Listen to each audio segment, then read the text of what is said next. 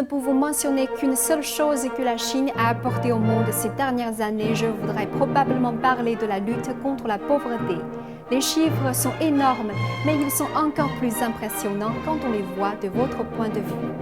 Au cours des 4 dernières années, la Chine a sorti 50 millions de ruraux de la pauvreté absolue. Combien font 50 millions? Pour vous donner une idée, 50 millions, c'est plus que la population totale de l'Espagne. Qu'a fait la Chine?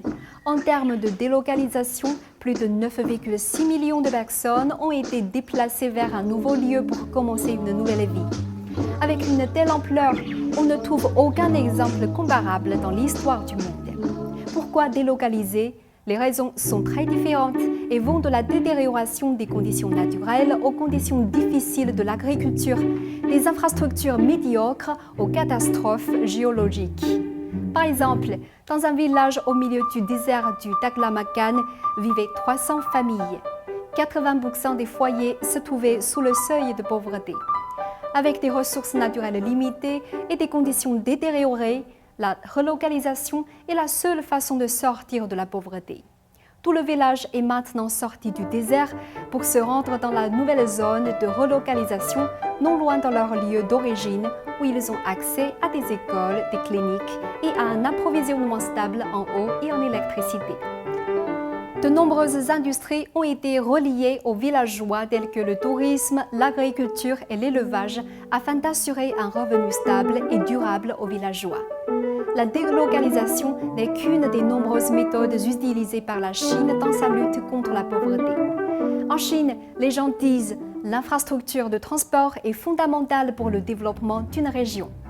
Depuis 2012, 3 300 milliards de yuans ont été investis dans la construction des régions les plus pauvres. Près de 36 000 km de chemins de fer ont été construits, ce qui représente près de 90% de la circonférence de la Terre. Au cours des 8 dernières années, la Chine a construit plus que tout le réseau ferroviaire actuel de la France. La connexion est une façon de voir le monde extérieur et une façon d'aborder plus de possibilités pour le développement futur. Le chemin de fer seul ne suffit pas. Un autre super projet de construction est l'autoroute vers les zones rurales. La Chine a tissé un énorme réseau couvrant 4 millions de kilomètres à travers le pays. Plus de 2204 milliards de yuans ont été investis dans la construction des régions les plus pauvres.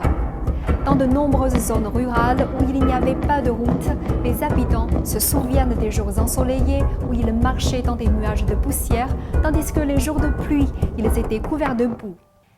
Indépendamment des inconvénients de la vie quotidienne, le problème le plus redoutable est qu'il n'y a pas de vitalité économique et culturelle dans les régions pauvres. Une fois que les gens ont réussi à quitter la région, ils n'y reviendront plus jamais. Depuis la construction des routes, les transports sont devenus beaucoup plus faciles. Avec un accès plus aisé, plus d'industries et d'opportunités ont été connectées et plus d'anciens résidents sont aujourd'hui prêts à revenir afin de participer au développement de leur propre région. La liste des chiffres peut être longue. Par exemple, un autre chiffre stupéfiant est que la Chine a envoyé plus de 3 millions de fonctionnaires en première ligne de sa campagne anti-pauvreté. 3 millions, c'est plus que la population totale de Paris intramuros plus Marseille. Le résultat obtenu jusqu'à présent par la Chine est étonnant et peut servir d'exemple à d'autres pays en développement qui sont confrontés à des problèmes similaires. Mais bien sûr, il est encore trop tôt pour demander la fin de la bataille sur la manière d'empêcher les gens de retourner à la pauvreté. Comment consolider le résultat et comment fournir un moyen durable de générer des revenus sera une autre tâche importante à assumer par le gouvernement et toute la société chinoise dans les années à venir.